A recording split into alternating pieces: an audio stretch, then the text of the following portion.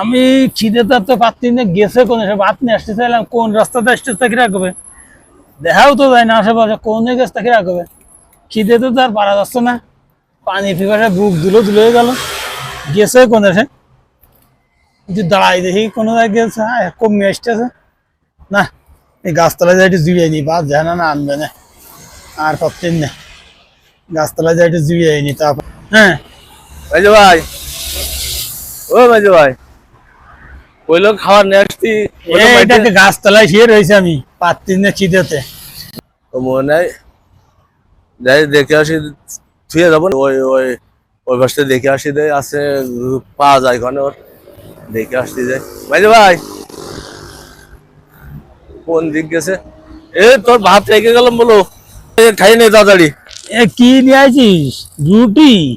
এই খরাতে রুটি খাওয়া যায়? ঘরে রুটি খাবি নে? কালকে যে মা কইলো তোর ধান ভানাতি, তা তুই ধান ভানাই নাইলি?